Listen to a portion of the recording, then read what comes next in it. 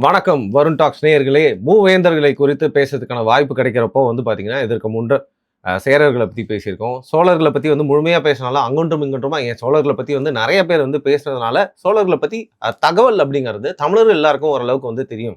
But லைஃப்ல ஹிஸ்டரியில documentation எவ்வளவு முக்கியம் அப்படிங்கிறது பார்த்தீங்கன்னா, மூவேந்தர்கள் ஒருவர்களான பாண்டியர்களை பத்தி பேசுறப்போ நம்மளுக்கு தெரியுது. அதாவது அவங்க குறித்து நிறைய பொருள்பட வேண்டிய விஷயங்கள் இருந்தாலும், சரியான வரலாற்று தகவல் இல்லாதனால, மூவேந்தர்கள் அதிகமா பாண்டியர்களை பத்தி யாருமே பேசுறது இல்லை அப்படிங்கிற மாதிரி எனக்கு தோணுனதுனால, இன்னைக்கே அதை தலைப்பா எடுத்து பாரி அவர்கிட்ட நிறைய கேள்விகள் கேட்டு தெரிஞ்சுக்க போறேன். வணக்கம். வணக்கம். இதை நான் சொன்னது உண்மையா?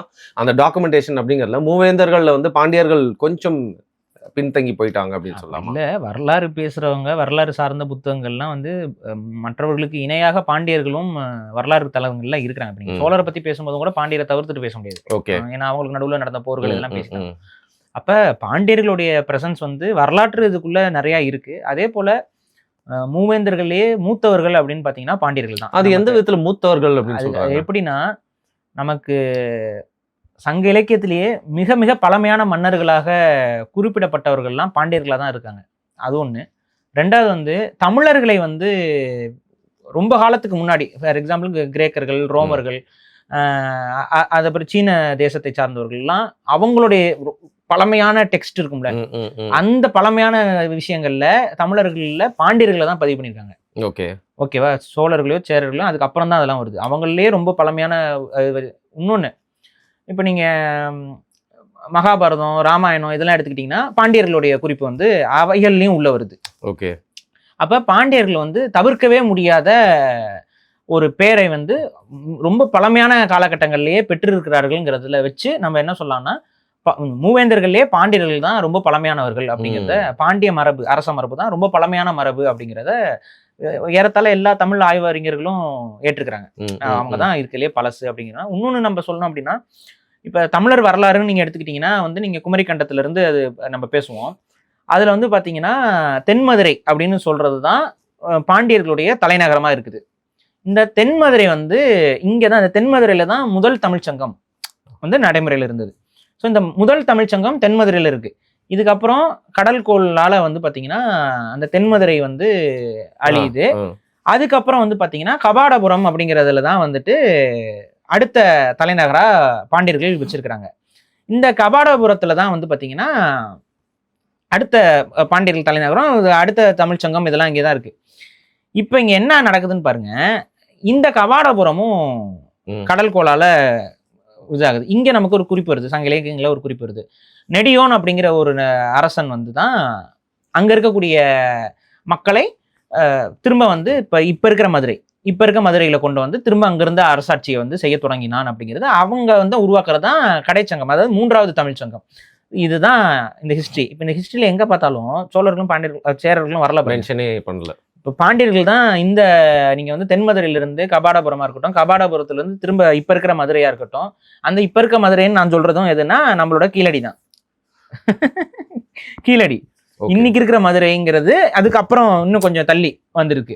ஸோ இதுதான் இன்னைக்கு இருக்க ஹிஸ்டரின்னு வச்சு பார்த்தோம்னா, இந்த மதுரையில திரும்ப தமிழ் சங்கத்தை நிறுவுறது அந்த நெடியோன்னு சொல்ற அரசன் தான். மக்களை குடியமர்த்தி அந்த மதுரையில குடியமர்த்தி திரும்ப பாண்டிய அரசை நடத்துற அந்த மூன்றாம் தமிழ் சங்கத்தை நடத்துறவர் பாருங்க முடத்திருமாறன் அப்படிங்கிறவர் தான் அதோட பேர். அவருடைய பேர் தான், அவரை தான் நெடியோன் அப்படின்னு சொல்றாங்க. சிலர் இந்த நெடியோன் வேற யாரும் கிடையாது, முருகன் தான் அப்படின்னு சொல்லி அந்த ஒரு இன்டர்பிரேஷனும் இருக்கு. பட் ஆனா நமக்கு கிடைக்கிற குறிப்புகள்ல அந்த முடத்திருமாறன்ங்கிற அந்த பாண்டிய மன்னன் தான் அந்த நெடியோன் அப்படிங்கிற ஒரு குறிப்பும் நமக்கு இருக்கு. இப்ப இதற்கு அடுத்து நம்ம மிக பழமையான பாண்டியன் அப்படின்னு சொல்லி பார்த்தோம்னா பள்ளியாக சாலை முதுகுடுமி பெருவழுதி.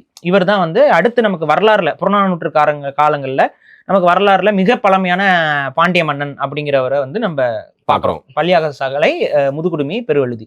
இதுக்கு அடுத்து நீங்க பாத்தீங்க அப்படின்னா தலையானங்கானத்து செருநின்ற பாண்டிய நெடுஞ்செழியன். இந்த தலையானங்கானத்து பாண்டிய நெடுஞ்செழியன் தான் முதல் பாண்டிய நெடுஞ்செழியன்.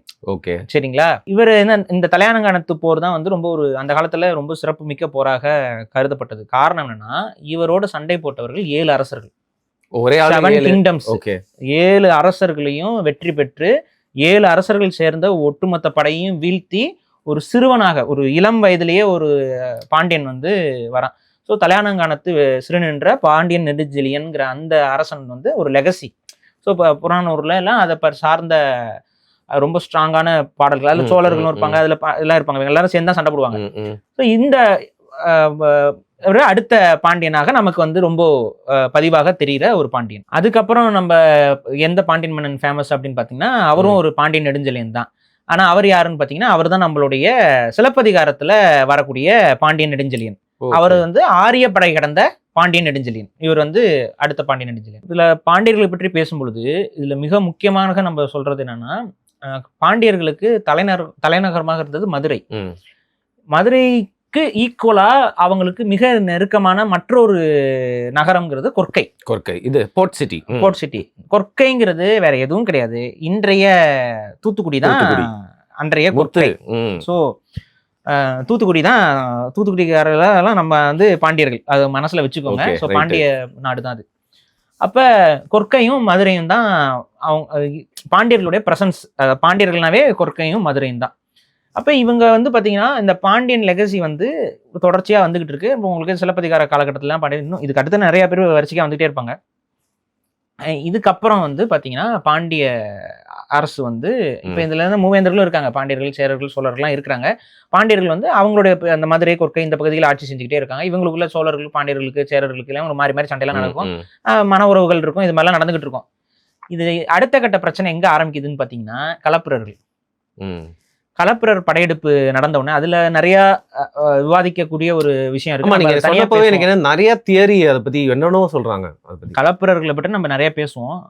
கலப்பிரர்கள்ல வந்து அது இருண்ட காலம் அப்படிங்கிறது தான் வந்து இப்போதைய வரலாற்று பலருடைய கருத்தாக இருக்குது. ஆனா இன்னைக்கு இப்போ சமீபத்தில் கிடைச்ச பல வரலாறுகள்ல வந்து கலப்பிரர் காலம் வந்து இருண்ட காலம்னு நம்ம சொல்லிட முடியாது. அந்த காலகட்டத்துல நிறைய நீதி நூல்கள் வந்திருக்கு அப்படின்னு சொல்லிட்டு இப்ப தெரிய வருது. இது சொல்றாங்க. ரெண்டாவது கலப்பிரர்கள்ங்கிறவங்க வந்து முன்னாடி நினைச்சது என்ன அப்படின்னா அவர்கள் வந்து வெளியிலிருந்து வந்தவங்க அப்படிங்கிறாங்க. இப்ப வந்து என்ன சொல்ல ஆரம்பிச்சிருக்காங்க அப்படின்னு பாத்தீங்கன்னா இல்ல தமிழ் சமூகத்துக்குள்ளே ஒரு குரூப் தான் வந்து கலப்பிரர் ஆட்சியாக இருந்திருக்கு அப்படின்னு. ஸோ இந்த மாதிரியான வரலாற்று சார்ந்த விவாதங்கள் கலப்பிரர்கள் மேல இன்னொரு அளவும் இருக்கு. ஒவ்வொருத்தவங்க ஒரு ஸ்டாண்டர்ட் உறுதியில் செய்யல, கல்வெட்டுகள் கிடைக்கிறத வச்சுதான் ரெண்டு தகவல்கள் இருக்கு. அதான் ஒண்ணுக்கு ஒண்ணு முரண்பட்ட தகவல்களாக இப்ப வரைக்கும் போய்கிட்டு இருக்கு. இது இன்னும் முழுமையா ஆய்வு செய்யப்பட வேண்டிய பகுதி கலப்பிரர்கள் காலம். இந்த கலப்பிரர்கள் காலம்ங்கிறது சாதாரண காலம் இல்ல, 300 years. ஓகேவா? இங்கிலீஷோட ரூல் மாதிரி 300 ஆண்டுகள் வந்து இப்ப வெள்ளக்காரன் கூட அப்படி முழுசா ஆட்சி பண்ணல. ஸோ அவன் எஸ்டாப்ளிஷ் ஆயிடுது இல்லை. இப்ப கலப்பிரர் படையெடுக்கு அப்புறம் அவங்க வந்து ஸ்ட்ராங்கா இங்க எஸ்டாப்ளிஷ் ஆகிறது. கலப்பிரர்களுடைய ஆட்சி காலமே கிட்டத்தட்ட ஒரு 300 ஆண்டு காலம் தமிழ்நாட்டை ஆட்சி செய்யறாங்க. 3 நூற்றாண்டுகள் வந்து ஆட்சி செய்யறாங்க. இப்போ இந்த கலப்பிரர்கள் ஆட்சியை முடிவுக்கு கொண்டு வர பாண்டியன் வந்து அடுத்த ஒரு மேஜரான ஒரு ஹைலைட். அவர் தான் கடுங்கோன் பாண்டியன். கடுங்கோன் பாண்டியன் தான் கலப்பிரர்களுடைய ஆட்சியை வந்து புரட்சியின் மூலமாக மக்களை ஒன்று திரட்டி கலப்பிரர்களுடைய ஆட்சியை வந்து முழுசா முடிச்சு விட்டு அவங்கள எல்லாம் இது பண்றாங்க. அப் டு த பாயிண்ட் என்னன்னா இன்னைக்கு கலப்பிரர்கள் யாருங்கிறதையே நம்மளால தீர்மானிக்க முடியாம அவங்க யாரு, எங்க இருந்து வந்தாங்க, எங்க போனாங்க, அவங்க அதாவது அடையாளமா, என்ன சமூகமா, அவங்க இருக்கிறாங்களா, கரைஞ்சாங்களா, எதுவுமே நமக்கு தெரியாத அளவுக்கு கடுங்கோன் பாண்டியன். அதனாலவே என்னவோ கடுங்கோன் பாண்டியன். கடுங்கோன்னாவே கடுமையான கோபத்திற்கு சொந்தக்காரன்ங்கிற பொருள் தான். ஸோ கடுமையான கோபத்திற்கு சொந்தக்காரனான அந்த பாண்டியன் தான் கடுங்கோன் பாண்டியன். அவர் தான் வந்து திரும்ப ரீஎஸ்டாப்ளிஷிங் பாண்டியன் டைனாசிட்டி. ஸோ இது வரைக்கும் வந்து உங்களுக்கு ஆதி காலகட்டத்தில் இருந்த பாண்டியர்கள் இவங்கெல்லாம். அப்புறம் கொஞ்சம் நம்ம வர வர வர பக்தி காலகட்டத்துக்குள்ள நம்ம இப்ப இந்த காலகட்டம் கடுங்கோன் பாண்டியன் இவங்களுக்குலாம் பின்னாடி தான் பக்தி காலகட்டம். அதாவது 6ஆம் நூற்றாண்டு, 7ஆம் நூற்றாண்டு, 8ஆம் நூற்றாண்டு இது வகையில் தான் வந்து பக்தி மார்க்கம், சைவமும் வைணவமும் ஸ்ட்ராங்கா வளர்ந்த காலகட்டங்கள். ஸோ இந்த காலகட்டத்துக்குள்ள நம்ம வந்துட்டோம். இந்த பக்தி காலகட்டம்னு நம்ம எடுத்துக்கிட்டோம் அப்படின்னா வந்துட்டு அதுல மிக முக்கியமா சொல்லணும்னா கூன் பாண்டியனை வந்து நம்ம இங்க தவிர்க்க முடியாது. இந்த கூன் பாண்டியன் தான் உங்களுக்கு வந்து சமண மதத்துல இருந்து சைவ மதத்திற்கு மதம் மாறக்கூடிய அரசர். ஒரு பெரிய டிரான்சிஷன் நடக்குது. திருஞான சம்பந்தர் தான் அந்த மத மாற்றத்திற்கு காரணமாக அமைவார். அது கதை வந்து உங்களுக்கு திருவிளையாடல் இதுல எல்லாம் நீங்க ஒரு சின்னதா சொல்றேன். அதாவது என்னன்னா அவருக்கு வந்து உடல்ல வந்து ஒரு பெரிய நோய் வந்துடும். அதாவது என்ன நோய்னா வெட்கை நோயின்னு சொல்லுவாங்க. அதாவது என்னன்னா உடம்பு வந்து தக நெருப்புல எரிச்ச மாதிரி எரியும். அதான் வெட்கை நோய். இப்ப இந்த நோய் வந்த உடனே அது அவர் வந்து சமண மதத்துல இருக்கிறாரு. சமண துறவிகள் வந்து அந்த நோயை குணப்படுத்துறதுக்கு வந்து நாங்க வந்து இது பேசும்பொழுது நோய் குணமாகும் அவங்க வந்து அவங்க ஒரு பக்கம் இது பண்றாங்க. இவர் வந்து இல்ல சைவ இதன் மூலயமா நான் பண்ற மருத்துவத்தின் மூலமா தான் ம். உங்களுக்கான நோய் வந்து குணமாகும்னு சொல்லி திருஞான சம்பந்தர் ஒரு பக்கம் சொல்றாப்புல. இப்ப இவங்க 2 பேரும் இப்படி சொல்லும் பொழுது, சரி ஒரு பக்கம் நீங்க குணப்படுத்துங்க, ஒரு பக்கம் நீங்க குணப்படுத்துங்கன்னு சொல்லிட்டு ஒரு பக்கத்துல வந்துட்டு சரி. சமணர்களையும், ஒரு பக்கத்துல வந்து சைவர்கள். திருஞான சம்பந்தரும் உட்காந்துட்டு ம். திருஞான சம்பந்தர் வந்து ஒவ்வொன்றா பாடுறாரு. சமணர்களும் அவங்களுடைய இதை எடுத்து பாடிக்கிட்டு இருக்காங்க. இப்ப பண்ணும்போது என்ன ஆகுதுன்னா, திருஞான சம்பந்தர் பக்கத்துல இருந்த அந்த நோயெல்லாம் குணமாகுது மட்டும் இல்லாம இந்த சைடு இருந்த பெயின்லாம் டிரான்ஸ்ஃபர் ஆகி இந்த சைடு சமணர்கள் பக்கம் இருக்க சைடு வந்து Double தாங்க ஆயிடுச்சு. முடியாத பெயின் ஆயிருதான். அப்ப இவர் என்ன தாங்கிக்கவே முடியல, என்னன்னு பார்க்கும்பொழுது சமணர்களால என்ன பண்றதுனே தெரியல, அவங்க வந்து விட்டுறாங்களாம். இதெல்லாம் வந்து சைவ திருமுறைகள் இருக்கக்கூடிய விஷயத்த நீங்க சொல்றீங்க. நானா சொல்லல, இது இருக்கு, நான் சொல்றேன். இதுல சரி. எனக்கு நம்பிக்கை இருக்கா இல்லையாங்கிறதெல்லாம் அது இரண்டாம் ரெண்டாவது பட்சம். இது இருக்கிறத நான் சொல்றேன். அப்ப என்ன பண்றாரு, திருஞான சம்பந்தர் வந்து அடுத்து என்ன பண்றாரு, அவரே வந்து முழுமையா திரும்ப திருநீரை வந்து உடம்பு ஃபுல்லா போட்டு அவரே முழுமையா பாடுறாரு. ம். அப்ப பாடும் பொழுது என்ன ஆயிடுதுன்னா, அந்த கூன் பாண்டியனுக்கு ஏற்பட்ட அந்த வெக்கை நோயிலிருந்து அவரு விடுபட்டு விடுபடுறாரு. இப்படி அவரு விடுபட்ட உடனே சைவ சித்தாந்தம் தான் தலையான சித்தாந்தம், இதுதான் வந்து உண்மையின் வழிக்கூறு, இதுதான் இறைவனுடைய சித்தம் அப்படிங்கிற மாதிரி அவர் புரிஞ்சுக்கிட்டு அவர் என்ன பண்றாரு, சைவ மதத்திற்கு மாறி விடுகிறார். ரைட். இப்ப நம்மளுடைய சைவ சித்தாந்த குறிப்புகளின் அடிப்படையில கழுவேற்றம்ங்கிறது, சமண கழுவேற்றம்னு சொல்றோம்ல, அந்த சமண கழுவேற்றம் என்பது கூன்பாண்டியன் காலகட்டத்தில் நடந்ததாக பதிவு சைவ திருத்தலங்கள்ல. இதை வந்து மறுப்பவர்களும் உண்டு, ஏற்பவர்களும். சைவ திருமுறைகள்ல கூன்பாண்டியன் காலகட்டத்துல தான் இது நடந்ததாக சொல்லப்படுகிறது. இல்ல இதுக்கு முன்னாடியே அங்க நடந்திருக்கும், அதுவும் கூன்பாண்டியன் காலகட்டத்திலயும் நடந்திருக்கலாம், இந்த மாதிரி ஒரு டிபேட்டுங்கிறது இன்றளவும் இருக்கு. அது கருத்து முரண்பட்டவங்க இருக்கு. சிலர் வந்து அப்படிலாம் கழுவேற்றம்லாம் நடக்கலைங்க, ஆனா என்னன்னா அந்த ஒரு பயத்தை வந்து அப்படி உருவாக்கி தான் சமணர்களை வந்து விரட்டி அடிச்சாங்க அப்படிங்கிற மாதிரி ஒரு தரப்பு வந்து சொல்றாங்க. ஸோ இதுதான் வந்து இதுக்குள்ள இருக்க ஹிஸ்டாரிக்கல் குழப்பம். ஆனா நமக்கான ஹிஸ்டாரிக்கல் ஃபேக்ட்ல சொல்லப்படுற கருத்து வந்து கூன்பாண்டியன் காலகட்டத்தில் தான் சமணர்கள் வந்து கழுவேற்றினாங்கிற மாதிரி சொல்றது. ஸோ அதனால கூன்பாண்டியன்கிறது ஒரு முக்கியமான பாண்டிய மன்னனாக இருக்கிறார். ஸோ இவங்க இதுல சமகாலத்தவர்கள் தான் வந்துட்டு மகேந்திர பல்லவன், பல்லவ மன்னன். மகேந்திர பல்லவனும் அவர் சைவத்துக்கு மாறுறாரு. யாரால மாறாருன்னா திருநாவுக்கரசரால மாறுறாரு. இவரு திருஞான சம்பந்தர். இவங்க காலம் பாருங்க, சைவ மதம் வந்து சமண மதத்துல இருந்தவங்க எல்லாம் சைவ மதத்துக்கு மாத்துது. அப்ப பாண்டியனே என்ன மதத்துல இருக்கான்? சமண மதத்துல இருக்கான். சமண மதத்துல இருக்க பாண்டிய அரசனே சைவத்திற்கு மாறுறாரு. யாருக்குன்னா திருஞான சம்பந்தர் வந்து மாத்துறாரு. இதே காலகட்டத்துல பல்லவ அரசனா இருக்கக்கூடிய மகேந்திர பல்லவன் வந்து அவர் வந்து யார் மாத்துறாரு? திருநாவுக்கரசர் மாத்துறாரு. எந்த கதையும் நமக்கு திருநாவுக்கரசர் இவர் தான். மகேந்திர பல்லவன் தான் என்ன பண்றாப்புல, சமணம் தான் சரியான மதம் அதுன்னு சொல்லிவிட்டு ஃபர்ஸ்ட் திருநாவுக்கரசரை வந்து சிறையில போடுறாங்க. சரி. சிறையில வந்து புழுக்கமாகிற சிறை அது. அந்த புழுக்கமாகிற சிறையில போட்டோம்னா வந்து அப்படியே நோய் வந்துடும்.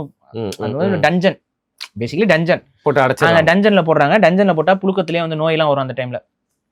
அந்த மாதிரி நோய் வந்துரும்னு பார்த்தா அவருக்கு நோயெல்லாம் வரல. அவர் நல்லா ஜாலியா பாடிக்கிட்டு இருக்காரு. என்னடா இவர் பாடிக்கிட்டு இருக்காருன்னு சொல்லிட்டு, சரி இவரை வந்து இதுல போட்டா அவருக்கு புழுக்கம் வர மாட்டேங்குது, உனக்கு புழுக்கமே வர மாட்டேங்குதா, இந்தா வா தூக்கிட்டு வான்னு சொல்லிட்டு சுண்ணாம்பு காலவாசல தூக்கி போடுறாங்க. சுண்ணாம்பு காலவாசல போட்டா இவர் ஐயா வந்து குளிச்சுட்டு வராரு வெளியில. நல்லா அப்பா நல்லா இப்ப ரொம்ப நாள் கழிச்சு ஒரு ஸ்டீம் பாத் இப்ப தாண்டா முடிச்சிருக்கு அப்படின்னு திருநாவுக்கரசர் வராரு. நீங்க சிப்பாய்களுக்குலாம் ஒன்றும் புரியலையோ, என்னையா சுண்ணாம்பு காலவாசல இறக்கி குளிச்சுட்டு வர அப்படின்னு சொல்லிட்டு, சரி வாங்க அடுத்து வேலைக்கு போலாம் அப்படின்னு. சரி சுண்ணாம்பு காலவாசல போட்டாலும் இவங்க ஒன்றும் ஆக மாட்டேங்குது, இதுக்கு மேல கடல்ல தூக்கி போட்டுருவோம்னு சொல்லிட்டு கடல்ல கல்லை கட்டி திருநாவுக்கரசரை தூக்கி போட்டா அவர் அதுல மிதந்துக்கிட்டு வராரு. இந்த தண்ணியில அந்த கல்லு மிதந்துக்கிட்டு இருக்கு, இவர் சூறவுமே மிதந்துட்டு வராரு. என்னடா நடக்குது இங்க அப்படின்னு சொல்லிட்டு ஒன்றும் புரியாம அதுக்கப்புறம் மகேந்திர பல்லவனுக்கு அப்பதான் புரிதல் வருது, இறையருள் இல்லாம இவங்களால இந்த மாதிரியான அற்புதங்கள்லாம் செய்ய முடியாது, அப்ப இவர்கள் பக்கம்தான் இறைவன் இருக்கிறாரு அப்படின்னு சொல்லிட்டு மகேந்திர பல்லவனும் வந்துட்டு சைவ மதத்துக்கு மாறான். இதுவும் வந்து நம்மளோட திருவிளையாடல் இந்த விஷயங்கள் இதுல எல்லாம் தான் இருக்கிற குறிப்புகள். இதெல்லாம் சைவ திருமறைகள்ல சைவ சித்தாந்தத்துல இருக்கக்கூடிய குறிப்பிடப்பட்டிருக்கு கதைகள். இது இப்படியே தான் நடந்துச்சா, இல்ல வேற மாதிரி நடந்துச்சா, இல்ல ஒரு மாதிரி நடந்ததை ஒரு மாதிரி அப்படிங்கறதெல்லாம் வந்து விவாதத்துக்குரியது. ஆனா இதுதான். ஸோ இந்த எதுக்கு இதை சொல்றேன்னா, இந்த காலகட்டத்துல தான் இந்த பக்தி மார்க்கம்ங்கிறது வந்து சைவ வைணவ அந்த இது வந்து குரோ ஆகுது. அதாவது 6ஆம் நூற்றாண்டுல இருந்து 8ஆம் நூற்றாண்டு வரைக்கும் இதற்கான பொற்காலம்னு நம்ம சொல்லலாம். 8ஆம் நூற்றாண்டுல தான் இந்த சுந்தரர் இவங்கெல்லாம் வருவாங்க. இவங்கெல்லாம் வந்து 7ஆம் நூற்றாண்டுல வருவாங்க. Thirugnana Sambandar, திருநாவுக்கரசர்லாம் 7th century. சுந்தரர் அவங்களுக்கு ஒரு செஞ்சுரி அடுத்து 8ஆம் நூற்றாண்டுல வருவாங்க. ஓகே. ஸோ இதுதான் வந்துட்டு இருக்கிற விஷயம். அப்ப இந்த மாதிரி சைவ சித்தாந்தங்கள் இதெல்லாம் ரொம்ப ஸ்ட்ராங்கா வளர்ந்துட்டு இருக்கிற காலகட்டத்துல பாண்டியர்களுடைய டிக்ளைன் ஒன்று நடக்குது. அதுதான் எங்கன்னா 2ஆம் வரகுண பாண்டியன் ஒரு பாண்டிய மன்னர் வராரு. அந்த 2ஆம் வரகுண பாண்டியன் காலகட்டத்துல தான் பாண்டியர்கள் வந்து திரும்ப ஆட்சியை வந்து திரும்ப தமிழ்நாட்டுல இழக்கிறாங்க. அப்ப யார் அப்படின்னு பாத்தீங்கன்னா விஜயாலய சோழனுடைய ரைசிங், அதான் சோழா எம்பையருடைய ரைஸ் வந்து ஸ்ட்ராங்கா வருது. ஸோ அதுவும் விஜயாலய சோழன் யாருக்கு அடிபணிஞ்சிருக்காருன்னு பார்த்தீங்கன்னா பல்லவ மன்னருக்கு தான் குறுநில மன்னராக இருக்கிறாங்க. பல்லவ மன்னன் தான் அபரிஜிதன் அப்படிங்கிற ஒரு பல்லவ மன்னன் தான் வந்து அப்போ ரூலிங்கில் இருக்காப்புல. என்ன நடக்குதுன்னா அபரிஜிதனுடைய வழிகாட்டலில் விஜயாலய சோழனும் அபரிஜிதனுடைய படைகள் பல்லவ படையும் சோழ படையும் சேர்ந்து தான் வரகுண பாண்டியன்கிற அந்த 2ஆம் வரகுண பாண்டியன், வரகுண பாண்டியன் 2ஆம் வரகுண பாண்டியன் அவரை வந்து வீழ்த்திட்டு 9ஆம் நூற்றாண்டுல பாண்டிய பேரரசுக்கு முடிவு. அந்த டைம்ல அதாவது அந்த இடை பாண்டியர்னு சொல்லலாம் இவங்களை. 9ஆம் நூற்றாண்டுல பாண்டியர்களுடைய ஆட்சிக்கு வந்து ஒரு டிக்ளைன் இதுல நடக்குது. ஸோ அப்புறம் விஜயாலய சோழன் அவருடைய மகன் ஆதித்தன், விஜயாலய சோழனோட மகன் தான் ஆதித்தன். அந்த ஆதித்தன் தான் இந்த போர்ல வந்து பங்கு பெற்று இந்த வேலையை செய்யறாப்புல. விஜயாலய சோழன் அங்க ஆல்ரெடி சோழ பேரை கொஞ்சமே எஸ்டாப்ளிஷ் பண்ணிட்டு இருக்காப்புல. அப்புறம் இவங்களோட சேர்ந்து போயிட்டு இந்த போர் செஞ்சு தோல்வியை வந்து இது பண்றாங்க. இப்ப இந்த ஆதித்தன் உங்களுக்கே தெரியும்ல, இந்த ஆதித்தன் யாரும் கிடையாது, நம்ம இந்த ஆதித்த கரிகாலன் ராஜராஜ சோழனோட பாட்டன் அப்படி வந்துடும். ஸோ இந்த ஹிஸ்டரி உங்களுக்கு தெரியும். ஸோ சோழா எம்பையர்ஸோட ஸ்டார்டிங் வந்து இங்க இருந்து ஆரம்பிக்குது, இந்த இடத்துல இருந்து. இதுக்கப்புறம் சோழ பேரரசு வந்து கட்டுக்கடங்க முடியாத ஒரு பெரிய வளர்ச்சியா போகுது. ஒட்டுமொத்த தமிழ்நாட்டையும் மும்முடி சோழ மண்டலமாக மாற்றி ராஜராஜ சோழன், ராஜேந்திர சோழன், அதுக்கப்புறம் இருக்கக்கூடிய போயிட்டு 3ஆம் ராஜராஜன் வரைக்கும் அந்த இது தொடர்ந்து போகுது. இது 9ஆம் நூற்றாண்டு. 9ஆம் நூற்றாண்டுல இருந்து 13ஆம் நூற்றாண்டு வரைக்கும் சோழர்கள் தான் தமிழ்நாட்டை ஆள்றாங்க டாமினண்டா. அதாவது சோழர்கள் தான், வேற யாரும் இல்ல. இல்லங்க இப்போ சேரர்களையோ பாண்டியர்களோ ஒரு சிற்றரசு குறுநில மன்னர்கள் அந்த மாதிரி வச்சிருப்பாங்க, வம்சங்கள் இருக்கும், அவங்க வம்சங்கள் இருக்கும். அவங்க குறுநில மன்னர்களா சோழர்களுக்கு அடிபணிஞ்சு அவங்களுக்கு மன உறவு எல்லாம் இருக்கும், அவங்களுக்கு பொண்ணு கொடுப்பாங்க, மரியாதை செய்வாங்க, இதெல்லாம் இருக்கும். ஆனா அவங்க சோழ பேரரசுக்கு கட்டுப்பட்டு ஆட்சி செய்வாங்க. ஒரு அவங்களோட வம்சத்தையே வந்து முடிச்சு வைக்கிறது அந்த மாதிரிலாம் பண்ண மாட்டாங்கல்ல. அந்த மாதிரி அந்த கேவலமான நடைமுறைகள் நம்ம கிட்ட கிடையாது. அதெல்லாம் அதெல்லாம் பிற்காலங்களில் ரொம்ப தவறான இன்ஃப்ளூயன்ஸ் எல்லாம் வந்ததுக்கு அப்புறம் தான் இந்தியாவுக்குள்ளேயே அதெல்லாம் அப்புறம் தான் நடக்க ஆரம்பிக்குது. அதுக்கு முன்னாடி வரைக்கும் வந்து பாத்தீங்கன்னா ஒரு அந்த ஹானர்ன்னு இருக்குல்ல, அது வந்து அறம்ங்கிறது அந்த ஹானருங்கிறது கடைபிடிக்கப்பட்டது அரசர்களுக்கு மத்தியில. இதற்கு அப்புறம் வந்து பாத்தீங்கன்னா திரும்ப வந்து பாண்டியர்களுடைய எழுச்சி அப்படிங்கிறது வந்து 13ஆம் நூற்றாண்டுல தான் நடக்குது. அது வந்து 3ஆம் ராஜராஜன் காலகட்டத்துல இந்த சோழ குலோத்துங்க எல்லாம் வராம அதுக்கப்புறம் வந்து 3ஆம் ராஜராஜன் இருக்காப்புல. 3ஆம் ராஜராஜன் காலகட்டத்துல தான் சோழ பேரரசு திரும்ப பாண்டியர்கள்ட்ட ஒரு தோல்வியை சந்திக்கிறாங்க. இது எப்ப அப்படின்னு பாத்தீங்கன்னா மாரவர்மன் சுந்தரபாண்டியன் இந்த அரசர் காலகட்டத்துல தான் மதுரையை வந்து திரும்ப மீட்கிறார். சோழருக்கு அது வரைக்கும் மதுரை வந்து உட்பட்டு ஆட்சியில் இருக்கு. அப்ப மாரவர்மன் சுந்தரபாண்டியன் தான் கிளர்ச்சி செய்து போர் செய்து சோழ அரச வீழ்ச்சிக்கு அதாவது தோற்கடிச்சு மதுரையை மீட்கிறார். அதனாலதான் மாரவர்மன் சுந்தரபாண்டியனுக்கு மதுரையை மீட்ட சுந்தரபாண்டியன் அப்படிங்கிற ஒரு பெயரும் வந்து வருது இந்த போருக்கு அப்புறம் தான். அப்புறம் 3ஆம் ராஜராஜன் தோற்கடிச்சிடுறாங்க. இந்த போர்ல தான் வந்து ரொம்ப ஒரு குறிப்பிடத்தக்க ஒரு நிகழ்வு நடக்குது. என்னன்னா 3ஆம் ராஜராஜனை தோற்கடிச்சது மட்டும் இல்லாம தஞ்சையில மாரவர்மன் சுந்தரபாண்டியன் என்ன பண்றாருன்னா கழுதையை போட்டு ஏர் ஓட்டுறாங்க, எல்லா பில்டிங்கும் உடைக்கிறாங்க, கோயில்களை தவிர்த்து எல்லா சோழர்களோட எஸ்டாப்ளிஷ்மெண்ட்டும். இப்ப நம்ம நினைக்கிறோம்ல சோழர்கள் அவ்வளோ பயங்கரமா வாழ்ந்தாங்க பண்ணாங்க, எங்க அவங்களோட எச்சங்கள் போச்சு பண்ணுச்சுலாம் நம்ம கேட்கிறோம்ல. கட்டுமானங்கள் எங்க? இதுதான் காரணம். தன்னின பகை.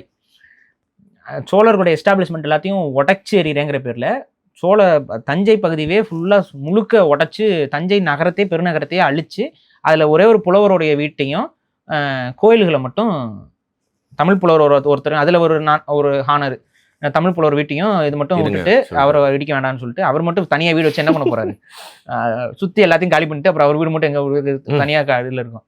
அவர் வீடும் ஒரு நம்ம இந்த கோயில்கள்லாம் தொடலை, கோயில்களையும் வீட்டை மட்டும் தொடாம சிவாலயங்கள்லாம் தொடாம மிச்சம் எல்லா வீடு எல்லாத்தையும் போட்டு உடைச்சு யானையை போட்டு அடிச்சு கிடிச்சு எல்லாத்தையும் உடைச்சு அதுக்கப்புறம் கழுதையை போட்டு ஏர் ஓட்டியிருக்காங்க, அதை அவமானப்படுத்துற மாதிரி. இதுக்கு காரணம் என்னன்னா 3ஆம் ராஜராஜன் வந்து ஓடிடுறாரு, தஞ்சையில் இல்ல, தோத்துட்டு தப்பிச்சு போயிடுறாங்க. அதுக்கப்புறம் விரட்டி பிடிக்கும்ல பாண்டிய படைகள், அப்புறம் விரட்டி போயிட்டு இப்ப 3ஆம் ராஜராஜனை பிடிச்சிடுறாங்க. பிடிச்சோடனே மூன்றாம் ராஜராஜன் வந்து சமாதான உடன்படிக்கைக்கு போறாரு.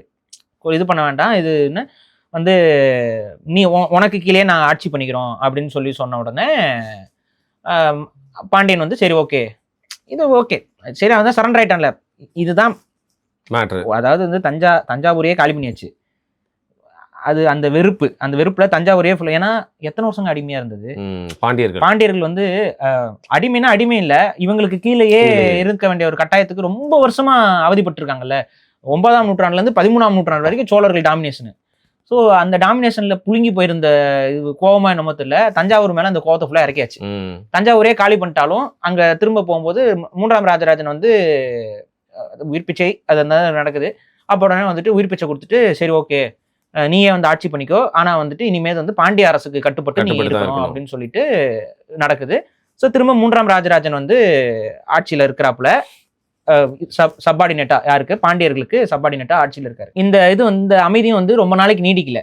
என்ன ஆகுதுன்னு பாத்தீங்கன்னா 3ஆம் ராஜராஜனுடைய மகன் வந்து பாத்தீங்கன்னா 3ஆம் ராஜேந்திரன். அது அந்த ரிப்பீட்டடாவே வரும். அது ராஜேந்திரன், அது ஒரு பெருமைக்கு அப்படியே ரிப்பீட்டட் ஆயிடுச்சு. அப்ப அந்த 3ஆம் ராஜேந்திரன் வந்து என்ன பண்றாப்புல, எப்படி நம்ம எப்படி வாழ்ந்துட்டு இருந்தோம், எப்படி இருந்தோம், இப்ப பாண்டியர்களுக்கு கீழே நம்ம இருக்கிறதா, அதெல்லாம் வேலைக்கு ஆகாது, அதுன்ட்டு நம்ம ஏதாவது ஒன்று பண்ணி கிளர்ச்சி பண்ணணும் அப்படின்னு சொல்லும்போது படை பத்தாது. அப்ப என்னன்னா தான் மட்டும் பண்ணா சாத்தியப்படாது. அப்ப என்ன பண்றாங்க, அவங்க ரிலேட்டிவ்ஸ் இது பண்றாங்க. அந்த நேரத்துல வந்து பாத்தீங்கன்னா ஹொய்சால மன்னர்கள் இருக்காங்கல்ல, கர்நாடகா ஹொய்சால மன்னர்களோட இவங்களுக்கு மன உறவு இருக்கு சோழர்களுக்கு. அந்த அடிப்படையில 2ஆம் வெள்ளாளன் இப்ப நீங்க அந்த திரௌபதி இதுல எல்லாம் வருது, அதுக்கு அடுத்து வர வெள்ளாளன் 3ஆம் வெள்ளாளன். இந்த 2ஆம் வெள்ளாளன் வந்து இவனுக்கு மாமாவா இருக்கனால போய் உதவி கேட்கிறாப்புல, நம்ம வந்து இந்த மாதிரி பாண்டியர்களை வீழ்த்தணும், நீங்க எனக்கு உதவி செய்யுங்கன்ட்டு. அவர் என்ன பண்றாரு, அவருடைய மகனான நரசிம்மன் ஒரு ஆளு, அவரை வந்து படையை தாங்கி ஹொய்சாலர் படை வந்து சோழப்படையோட சேர்ந்துக்கிட்டு வராங்க. வந்து என்ன பண்றாங்கன்னா மாரவர்மன் சுந்தரபாண்டியனை வந்து தோக்கடிச்சிடுறாங்க. தோக்கடிச்சிட்டு சோழ பேரரசு திரும்ப பவருக்கு வந்துடுது. சரி, இந்த இது வந்து பொறுக்காம அடுத்து வாரிசாக இருந்து வரது இந்த சடையவர்ம சுந்தரபாண்டியனுக்கு என்ன வெறியோ என்னமோ தெரியல, கஷ்டப்பட்டு திரும்ப ஜெயிச்சு வந்தோம், திரும்ப இவங்க நம்மளை அடிச்சுட்டாங்களேங்கிற கடுப்புல மனுஷன் இறங்கி அடிச்சு இனிமேல் இவங்களுக்கு உயிரே வரக்கூடாது, இனிமேல் வந்துட்டு இனிமேல் சோழ பேரரசு எந்திரிக்க கூடாது போட்டு அடிக்கிறதுக்கு கிளம்பிடுறாரு, படையை திரட்டிடுறாரு. இங்க என்ன சிக்கல் ஆகுதுன்னு பாத்தீங்கன்னா ஹொய்சாலர்கள் உதவிக்கு வரல. இந்த வாட்டி சோழர்களுக்கு உதவி வரல. சோழப்படை வந்து சடையவர்ம சுந்தரபாண்டியனோட நேருக்கு நேர் தனிமையாக சண்டை போடுற ஒரு சூழல் ஏற்படுகிறது. அதுல வந்து 3ஆம் ராஜேந்திரன் அதோட சோழர்களுடைய ஆட்சி வந்து பாண்டியமா முடிஞ்சிடுது. பாண்டியர்கள் வந்து திரும்ப பவருக்கு வந்துடுறாங்க. சடையவர்ம சுந்தரபாண்டியன் காலகட்டத்துல தான் திரும்ப பாண்டிய அரசு பாண்டிய பேரரசா மாறுது. இவன் இதோட நிக்கல, சேர நாட்டையும் கைப்பற்றுறான், சோழ நாட்டையும் கைப்பற்றுறான். அங்க எங்கெங்கெல்லாம் தமிழ்நாட்டுக்குள்ள எங்கெங்கெல்லாம் மற்ற அரசர்கள் இருக்காங்களோ அத்தனை அரசர்களையும் கான்குவெஸ்ட் பண்றான். அது மட்டும் விடல, இலங்கைக்கும் போறான். ஸோ நம்ம சொல்ற அந்த ராஜராஜ சோழன் ராஜேந்திர சோழனுக்கு அடுத்து தமிழர்களால இயக்கப்பட்ட ஒரு அடுத்த பெரிய எம்பீரியல் ஃபோர்ஸா பாண்டியர்கள் வராங்க. புரியுதுங்களா? ஸோ சடையவர்ம சுந்தரபாண்டியன் காலகட்டத்தில் தான் இலங்கை, தமிழகம், அது சோழ பேரரசு எப்படி பெருசா இருந்துச்சோ அதே மாதிரி ஒரு பெருசான ஒரு பேரரசை வந்து பாண்டிய பேரரசு வந்து திரும்ப நிறுவுது. இன்னைக்கு இருக்கிற பாதி ஆந்திரா, கர்நாடகா வரைக்கும் பெரிய சாம்ராஜ்யமா பாண்டியர்கள் வந்து திரும்ப பவர்ல வந்து வராங்க சடையவர்ம சுந்தரபாண்டியன் காலகட்டத்தில். இப்ப இவங்களுடைய ஆட்சி வந்து கிட்டத்தட்ட அது ஒரு நூற்றாண்டுக்கு போகுது. அந்த இதுல தான் வந்து பாத்தீங்கன்னா குலசேகர பாண்டியன்கிறவர் வராரு. இங்கதான் வந்து திரும்ப பிரச்சனை வந்து தமிழ் சமூகத்திற்கு ஏற்பட்ட ஒரு பெரிய தலை எழுத்து விதி மீறல் என்பது இந்த காலகட்டத்துல தான் நடக்குது. ஒரு பெரிய 14ஆம் நூற்றாண்டுல குலசேகர பாண்டியன் வந்து ஆட்சிக்கு வராரு. அவர் ஆட்சியெல்லாம் நல்லா தான் பண்றாரு, அவரும் நல்லா ஸ்ட்ராங்கா தான் இருக்காரு. பாண்டிய நாடு பெருசு, பயங்கர ஸ்ட்ராங்கு அப்படி இருக்குது. இவருக்கு 2 மகன்கள். அதுல சுந்தரபாண்டியன் தான் பட்டத்து இளவரசிக்கு பிறப்பவர். வீரபாண்டியன் பக்கத்து இளவரசிக்கு இன்னொரு பெண்ணுக்கு அவர் ஒரு காதல், அவருக்கு பட்டத்து இளவரசி தான் வந்து அவங்களுக்கு மகன் தான் வந்து லெஜிட்டிமேட் சன்னு பை ரூல்ஸ். அடுத்து பிறக்கிறவரு வீரபாண்டியன். ஆனா வீரபாண்டியன் வந்து செல்ல பிள்ளையாக குலசேகர பாண்டியனுக்கு இருக்கிறாப்புல. இப்போ என்ன ஆயிடுதுன்னு பார்த்தீங்கன்னா, ஆக்சுவலா சுந்தரபாண்டியனுக்கு தானே போகணும் கொடுக்கணும். உரிமை. முடி வந்து அடுத்து வந்து அரசாட்சி வந்து சுந்தரபாண்டியனுக்கு தான் கொடுக்கணும். ஆனா இவர் என்ன பண்றாரு, பாசத்துல வீரபாண்டியனுக்கு முடிசூட்டிடுறாரு. இதனால பாண்டிய பேரரசுக்குள்ள பெரிய பிரச்சனை. டிவைட் ஆகுது, பிரச்சனை ஆகுது. அது வந்து சுந்தரபாண்டியனுக்கு தானே முடி கொடுக்கணும். இதுதான் அந்த சில விதிகள் மீறும் பொழுது அழிவோட தொடக்கம்ங்கிற மாதிரி சுந்தரபாண்டியனுக்கும் வீரபாண்டியனுக்கும் சகோதர யுத்தம் வருது. ஏதோ ஒரு தாய்க்கு பிறந்திருந்தா கூட அவங்களுக்குள்ள அந்த விட்டு கொடுத்து போற தன்மை இருக்கும். ஆனா இவங்க வந்து வேற வேறு தாய்களுக்கு பிறந்தவங்க. ஸோ கண்டிப்பா இருக்கு. அப்ப வந்துட்டு அநேகமா ஒன்னா கூட வளர்ந்துருக்க மாட்டாங்கன்னு நினைக்கிறேன். தனித்தனியா அரண்மனைகள் இருந்திருக்கும்னு நினைக்கிறேன். இப்போ ஒன்னா ஒரே வீட்டுல எல்லாம் இப்படி வச்சுக்கிட்டு சங்கடமா இருக்காதுல்ல, அது மாதிரி தனியா தான் வளர்ந்துருப்பாங்க போல. அதனால அவங்களுக்குள்ள அந்த அண்ணன் தம்பி பாசங்கிறது நகி இல்ல போட்டு கொலவெறி தாக்குதல். 2 பேரும் வந்து படை திரட்டுறாங்க. யார் வந்து அதிகாரத்துல இருக்கிறது, வீரபாண்டியன் கிட்ட ஆட்சி வந்துடுது, முடிசூட்டிடுறாரு. அப்பா வந்து முடிசூட்டிடுறாரு. ஸோ பை லா வீரபாண்டியன் தான் பாண்டிய நாட்டுக்கு அரசர். இப்ப சுந்தரபாண்டியன் தான் முடிசூடப்பட்டிருக்கணும். ஆனா சுந்தரபாண்டியனுக்கு விசுவாசிகள் இருப்பாங்கல்ல, சுந்தரபாண்டியனோட விசுவாசிகளாம் சுந்தரபாண்டியனுக்கு கூட நின்றுகிட்டு கிளர்ச்சியில் ஈடுபடுறாங்க பாண்டிய நாட்டுக்கு எதிராக. அப்ப பாண்டிய நாட்டு படைகள் என்ன பண்ணும், சுந்தரபாண்டியனுக்கு எதிராக இந்த படைகள் வந்து திரண்டு சண்டை போடுற ஒரு சுச்சுவேஷன் இருக்கு. இதுல இன்னும் டீட்டெயிலா சொல்லணும்னா, இந்த இதுலதான் வந்து போட்டு குழப்பிக்கிட்டு தமிழ் இஸ்லாமியர்கள் யார் பக்கம் நின்னாங்க குழப்பிட்டு அலைவாங்க. ஆக்சுவலா தமிழ் இஸ்லாமியர்கள் வந்து சுந்தரபாண்டியன் கூட தான் நிக்கிறாங்க. புரியுதுங்களா? ஸோ சுந்தரபாண்டியன் கூட தான் நிக்கிறாங்க. இந்த இடத்துல தான் வந்து இப்படி இந்த தவறான ஒரு வரலாறை போட்டு குழப்பிட்டு இருக்குது. தமிழ் இஸ்லாமியர்கள் வந்து பாண்டிய நாட்டுக்கு துணை இல்லாமல் விலகி போய்விட்டார்கள், துரோகம் பண்ணிட்டாங்கன்னு சொல்லுவாங்க. பைத்தியக்காரா, வீரபாண்டியனுக்கு முடிசூட்டினது முறையிலே தவறு. குலசேகரன் வந்து வீரபாண்டியனுக்கு முடிசூட்டினது அடிப்படையிலேயே பை லா பாண்டிய நாட்டு சட்டங்களுக்கே தவறான ஒரு விஷயம். அது ஏத்துக்க முடியாது. இப்ப இவங்க என்ன பண்றாங்க, சுந்தரபாண்டியன் வந்து கிளர்ச்சி செஞ்சு எனக்கு தான் வந்து உண்மையான முடி வரணும் அப்படின்ட்டு சுந்தரபாண்டியன் வந்து கூப்பிடுறாப்புல. யார, அங்க இருக்கிற படை வீரர்கள்லாம் ஏன் கூட வந்து திரண்டு வாங்கன்னு. அப்படி கூப்பிடும் பொழுது அங்க இருந்த ராவுத்தர் படைகள் வந்து சுந்தரபாண்டியனுக்கு துணையா தான் வருது, வேற யாருக்கும் துணையா போகல. சுந்தரபாண்டியனுக்கு துணையா அந்த ராவுத்தர் படை வந்து ஆதரவா நிக்குது. ஏன்னா இதை இங்க ட்விஸ்ட் பண்றது, பாண்டியர்களுக்கு எதிராக வந்து ராவுத்தர் படை. இப்ப இங்க என்ன நடக்குதுன்னா, சுந்தரபாண்டியன் இந்த படைகளை வைத்து மட்டும் சண்டை போட்டு ஜெயிக்க முடியாதுங்கிறனால டெல்லி சுல்தான்களோட உதவியே நாடுறாரு. வெளியில இருந்து ஹெல்ப் கேட்கிறாரு.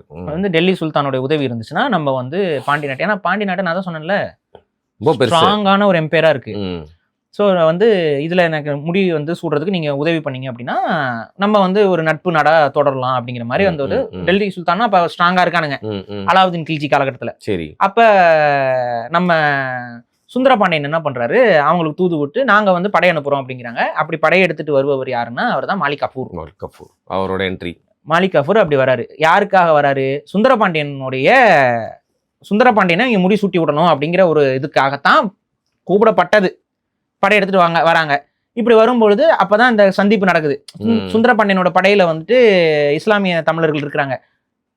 இன்னும் இவங்க கருப்பா இருக்காங்க, இவங்க என்ன இஸ்லாமியர், இவங்க இஸ்லாமியரா என்ன அப்படின்னு சொல்லி மாலிக் கஃபூர் வந்து வியந்து பார்த்ததாகலாம் வரலாறு குறிப்புகள் இருக்கு. அந்த காலகட்டத்திலே இஸ்லாமியர்கள் வந்து எப்படி நாங்க தானே இஸ்லாமியர்கள், நீங்க எப்படி இங்க சவுத்துல எப்படி இஸ்லாமியர், எப்ப நாங்களாம் வந்து நபிகள் காலகட்டத்துல இங்க மதம் மாறிட்டோம்ப்பா அப்படின்னு சொல்லிட்டு அப்புறம் அதெல்லாம் அந்த இதெல்லாம் இருக்கு. இது இந்த கான்வர்சேஷன் எல்லாமே வரலாறுல பதிவாயிருக்கு.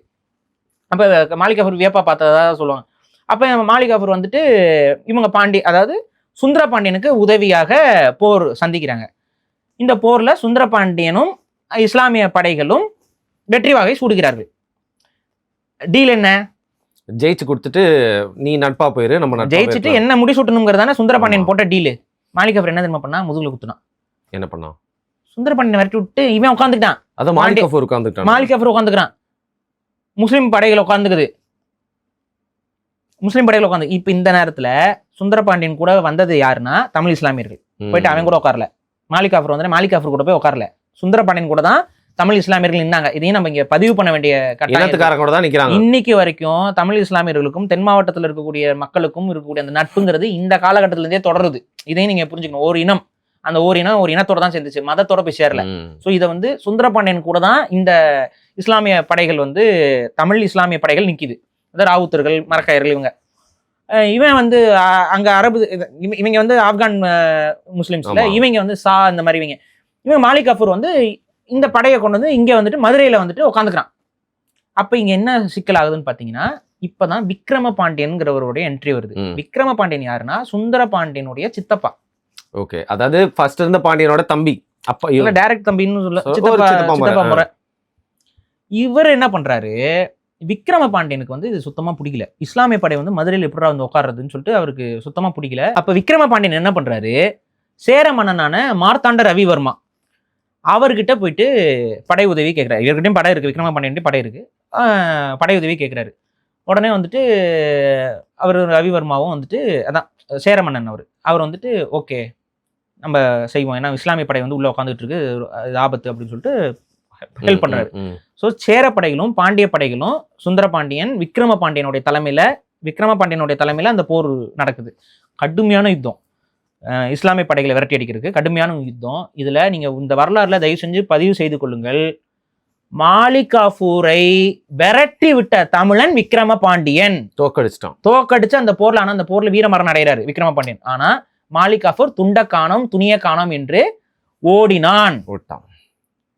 இது போல தமிழர்கள் தான் இஸ்லாமிய படையெடுப்ப, மாலிக் காஃபூரோட படையெடுப்ப முறியடித்தார்கள். இப்ப எந்த பிறமொழியாளரும் எவரும் இங்க வந்து நமக்கு உதவி செய்யல.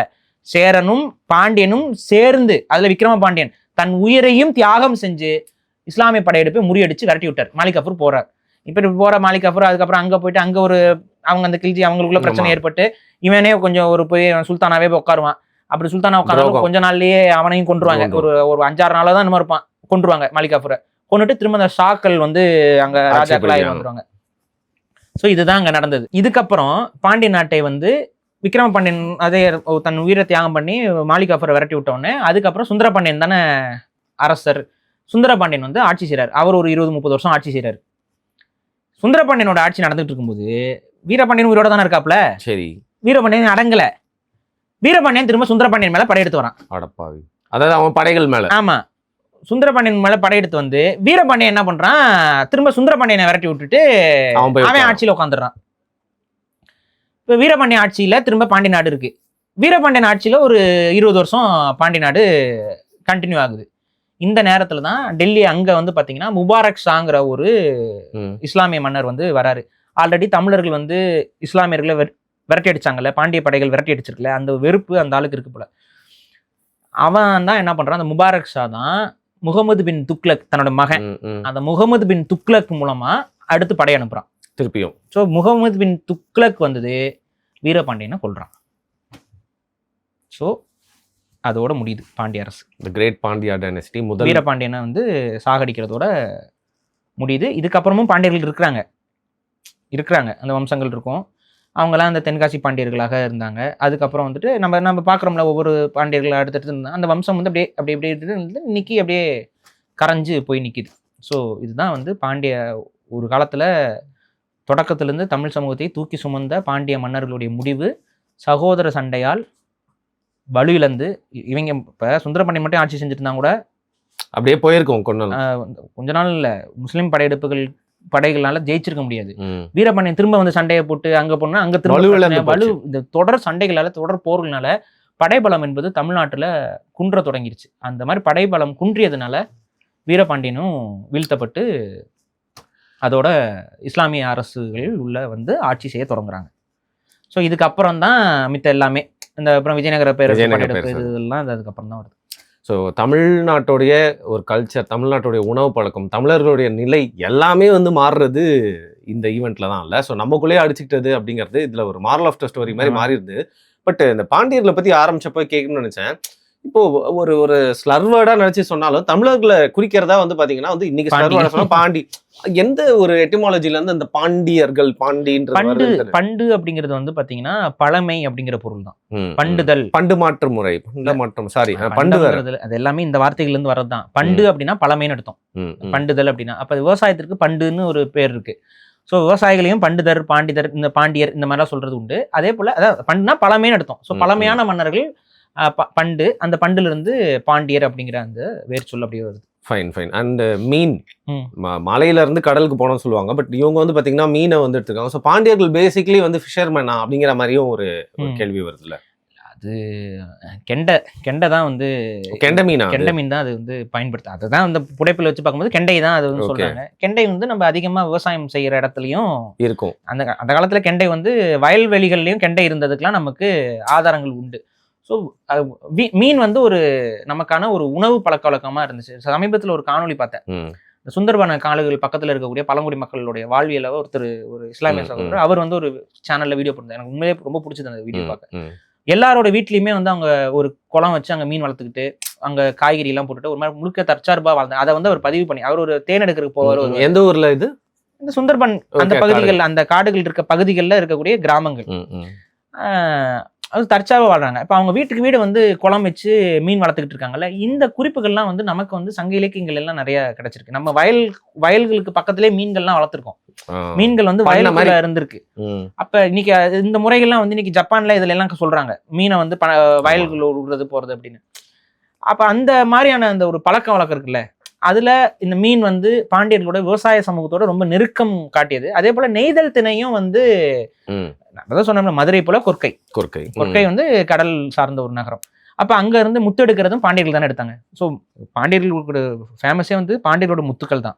உலக அளவுல பாண்டியர்களோட முத்துக்கள் வந்து ரொம்ப ஹை குவாலிட்டியா இருந்திருக்கு. ஏன்னா அந்த அளவுக்கு கடலுக்குள்ள போய் முத்து எடுக்கிற அந்த முத்துல எடுத்து அதை கரெக்டா பாலிஷ் பண்ணி அதை கரெக்டா வந்து அதை ஆர்னமெண்ட்ஸா பண்ணி அதை வித்துருக்காங்க. ஸோ பேர்ல் அப்படிங்கிற அந்த விஷயத்துல ரொம்ப ஸ்ட்ராங்கா பாண்டியர்கள் இருந்திருக்காங்க அந்த காலத்துல வணிகத்துல. அப்ப அவங்களுக்கு அது பாண்டியர்கள்னாவே, பாண்டிய மன்னன்னாவே நீங்க இமேஜின் பண்றது எப்படின்னா, முத்து மாலைகள் இதெல்லாம் போட்டுட்டு ஒரு மாதிரி ஒரு வெள்ளை துணியில ஒரு வெள்ளை பட்டுல ஒரு முத்து மாலை போட்டு நீங்க அப்படி பார்த்தா ஒரு பியூர் ஒயிட்டான காஸ்டியூம்ல தான் பாண்டிய மன்னர்கள் பெரும்பான்மையா இருந்திருப்பாங்க. ஏன்னா முத்து தான் அவங்களுடைய ஒரு பிரதானமான ஒரு ஐடென்டிட்டியா இருக்கு. தங்கமும் முத்துக்களும் கலந்துதான் அவங்களோட மாலைகள் இருக்கும். அப்ப நீங்க எப்படி பார்க்கணும்னா, பாண்டியர்கள் அப்படிங்கிறது அந்த மீனோடு அவங்க தொடர்புலேயே தான் இருந்திருக்காங்க. விவசாயம் செய்யற காலகட்டத்திலையும் சரி, கடல்ல போகும்போதும் சரி. அப்ப இதனால அவங்க மீனை வந்து ஒரு சின்னமா, அந்த இரட்டை மீனை வந்து ஒரு சின்னமா எடுத்துக்கிறாங்க. அது மட்டும் இல்லாம அது தத்துவம் இன்யான்ங்கிற அந்த தத்துவமும் அந்த இரட்டை மீன் இதுக்குள்ள தான் வருது. அந்த இரட்டை மீன்கிறது அதே தான், அந்த இன்யான் தத்துவம் தான், இருமைங்கிற அந்த தத்துவத்தின் அடிப்படையில தான் வருது. Okay, right. அண்ட் அவங்களோட கட்டுமானம் அப்படின்னா இப்போ சோழர்களுக்கு உடனே வந்து நம்ம சொல்கிறோம் இல்லையா, பெரிய கோயில் மாதிரி வந்து பார்த்தீங்கன்னா நிறையா இருக்குது. இப்போ பாண்டியர்கள் ஒரு கட்டுமானம் பண்ணியிருக்காங்க, எது மாதிரிலாம் வந்து கான்ட்ரிபியூட் பண்ணியிருக்காங்க அப்படின்னு நம்ம சொல்லலாம். இப்போ உங்களுக்கு பாண்டியர்கள் ரொம்ப பழமையான காலகட்டத்திலேருந்து இருந்திருக்காங்க. இப்போ இடைக்கால கட்டத்திலையும் பாண்டியர்கள் இருந்திருக்காங்க. இப்போ இந்த இடைக்கால கட்டத்தில் இவங்களும் பெரிய பெரிய பிரம்மாண்டமான கோயில்களை கட்டுறதுல வந்து இப்போ பாண்டியர்கள் காலத்து கோயில்கள்லாம் நிறைய இருக்கு. இங்கேயும் இருக்கு, நார்த்லயும் இருக்குது, சவுத்லயும் இருக்குது, எல்லா பக்கமும் பரவி, தமிழ்நாட்டிலையும் இருக்கு. எல்லா பரவுதலா பாண்டியர்களுடைய கான்ட்ரிபியூஷன்ங்கிறது சிவாலயங்கள்லயும் சரி, மற்ற தெய்வ இதுலயும் சரி ஸ்ட்ராங்கா தான் இருந்திருக்காங்க. ஆனா உங்களுக்கு என்னன்னா, இந்த கற்களால் பயன்படுத்தக்கூடிய கட்டடங்கள்ங்கிற அந்த வர கான்செப்ட் வருது பாத்தீங்களா, இந்த கான்செப்ட் வந்து பாத்தீங்கன்னா பல்லவர்களால தான் ரொம்ப ஸ்ட்ராங்கா உருவாடுச்சு. அதுக்கு அடுத்து சோழர்கள் இமீடியட்டா ஒரு 3 நூற்றாண்டுக்கா இருந்தனால அந்த 3 நூற்றாண்டுகள் ஃபுல்லாவே சோழ மன்னர்களுடைய கான்ட்ரிபியூஷன் தானே இருக்கும். ஸோ அந்த இதெல்லாம் போகும்போது நீங்க இந்த 1000 ஆண்டு பழமையான கோயில்கள்னு போகும்போது உங்களுக்கு சோழர்களுடைய கோயில்கள் தான் அதிகமா உங்களுக்கு கண்டப்படும். ஆனா பாண்டியர்கள் அதுக்கப்புறம் வந்த மாரவர்மன், சுந்தர பாண்டியன், இவங்களுடைய காலகட்டத்திலேயே நிறைய கோயில்களை உருவாக்கி கட்டியிருக்கிறாங்க. நீங்க அங்கெல்லாம் போய் பாத்தீங்கன்னா ஓகே, அந்த மீனாட்சி அம்மன் கோயிலுக்கும் இவங்களுக்கு ஒரு பெரிய கான்ட்ரிபியூஷன் இல்லையா? மீனாட்சி அம்மனுடைய கோயிலுக்கு உள்ள இருக்க கட்டுமானங்கள் இதெல்லாமே இவங்களோட காலகட்டத்தில் தான். வெளி காம்பவுண்ட் சோறும் அந்த வெளியில இருக்கிற கோபுரங்கள் மட்டும்தான் விஜயநகர பேரரசு காலகட்டத்தில் நாயக்க மன்னர்கள் வந்து கட்டிட்டு இருந்தாங்க. ஸோ அதுக்கு முன்னாடி இருந்த தலங்கள் எல்லாமே அது சொக்கநாதர் ஆலயம். அது மீனாட்சி அம்மன் வந்து அங்க பிரதான தெய்வம் இல்லை, சிவன் தான் பிரதான தெய்வம். அம்மன் அங்க அந்த கோயில்ல இருக்கிறாங்க. ஆனா இவங்க விஜயநகரம் வந்தோடனே அந்த கோயிலோட இதே ஃபுல்லா மாத்திட்டு அம்மன் வந்து பிரதான தெய்வமா, சொக்கநாதர் ஆலயங்க அது பாடல் பெற்ற தலம், அது சொக்கநாதர் ஆலயம், அது சிவதலம். அது இந்த சிவதலத்தை வந்து அப்படியே மாத்தி அம்மனுக்கான ஒரு இதா மாத்தினது எல்லாமே இவங்க தான். ஓகே, ஸோ மூவேந்தர்களை ஒவ்வொருத்தரும் சொன்னா வந்து ஒரு விஷயம் ஞாபகம் வரும். உங்களுக்கு பாண்டியர்கள்னு சொன்னா வந்து எது வந்து டக்குன்னு மனசுல வந்து நிற்கும் சொல்லுங்க. பாண்டியர்கள் அப்படின்னாவே எனக்கு பழமை அப்படிங்கிற அந்த ஒரு முதல்ல வந்தவங்க அப்படிங்கிற ஒரு பார்வை தான் இருக்கும். அதுவும் இல்லாமல் எனக்கு வந்து நான் வந்து மோர் இன்க்ளைன் டுவர்ட்ஸ், ஏன்னா நம்மளுடைய அந்த என்னோட தனிப்பட்ட சமூக வரலாறு, குடி வரலாறுலாம் நீங்க எடுத்து பார்த்தீங்கன்னா அது சோழர்களோட ரொம்ப டைப்பா போய்கிட்டு இருக்கோம். தஞ்சாவூர், அரியலூர் இந்த பெல்ட்டுக்குள்ள போயிடும். அப்ப ஆனா உங்களுக்கு என்னன்னா, பாண்டியர்களும் சோழர்களும் சேரர்களும் வேறுலாம் கிடையாது. அவங்களுடைய மரபுகள்ல தான் மாற்றங்கள் ஏற்பட்டு அரச மரபு தான் மாறுதே ஒழிய இவங்கெல்லாம் இனத்தால் 3 பேரும் மூவேந்தர்களும் தமிழ் மன்னர்கள் தான். ஸோ இந்த மூவேந்தர்கள் தான் தமிழ் மன்னர்கள்னு சொல்றாங்க. அதுல மிக பழமையானவர்கள் பாண்டியர்கள் தான். நீங்க இப்ப பாருங்க, கிரேக்கத்துல ரோமர்கள்லாம் அவங்களுடைய முதல் மன்னர்கள் யாருன்னு கேட்டா பாண்டியன்னு பிடிச்சிருக்கான். கிரேக்கர்களும் ரோமர்களும் உங்களுடைய முன்னாள் மன்னர்கள் யாருன்னு கேட்டா அவங்கள பாண்டியன்னு போட்டு வச்சிருக்கான். அப்ப பாண்டியர்களுடைய வரலாறுங்கிறது வந்து ரொம்ப முழுசா ஆய்வு செய்யப்படல. இன்னும் முழுமையா ஆய்வு செய்யப்படணும். உலக அளவுல பாண்டியர்களுடைய கான்ட்ரிபியூஷன் என்னங்கிறது இன்னும் வெளியில கொண்டு வரணும் நிறைய. தமிழர்கள்ல நீங்க வந்து பாண்டியர்களை மறைச்சு விட்டு வேற எதுவுமே நீங்க பண்ண முடியாது. எல்லா பக்கமும் பாண்டியர்கள் வந்து பிரசன்ஸ் வந்து இருக்கு. நீங்க வந்து லிட்ரேச்சர்ல எடுத்துக்கிட்டீங்கனாலும் அவங்களோட காலகட்டத்தில் உருவான இலக்கியங்கள், இலக்கணங்கள் இவைகள் வந்து ரொம்ப ஸ்ட்ராங்கா இருக்கு.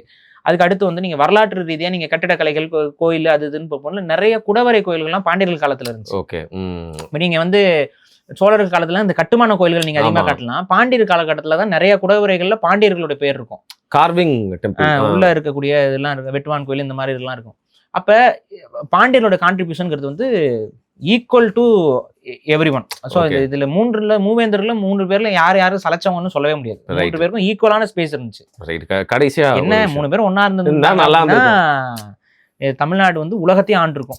ஹிஸ்டரியே வேற மாதிரி எழுதப்பட்டிருக்கும். இன்னைக்கு ஆட்சியாளர்கள் வேற மாதிரி இருந்து இவங்களுக்குள்ளேயே தங்களோட பலத்தை வந்து வீணடிச்சுக்கிட்டாங்கிற மாதிரி தான் பிரச்சனை. ஓகே சார், கடைசியா ஒரே ஒரு கேள்வி என்னன்னா, இப்போ ஒரு தமிழ் சமூகன்றது எப்படி சொல்றா, இங்க வாழ்ந்தவங்க, இங்கே வாழ்ந்து மறிவு வந்தவங்க, அதற்கப்புறம் ஒரு 3 ஃபேமிலி கொஞ்சம் செல்வாக்கான ஃபேமிலியா மாறி அந்த ஃபேமிலி ஒரு டைனாசிட்டியா மாறுது. இந்த மூவேந்தர்களை நம்ம அப்படிதான் எடுத்துக்கலாம் இல்லையா? அப்படிதான் பார்க்கணும். ஃபேமிலின்னு மட்டும் சொல்லக்கூடாது. ஏன்னா இப்போ இந்த லினேஜ் கட்டாச்சுனாலும் அதுல இருந்து சித்தப்பால இருந்து பெரியப்பால இருந்து இந்த மாதிரி ஒரு இது வந்துட்டே இருப்பாங்க.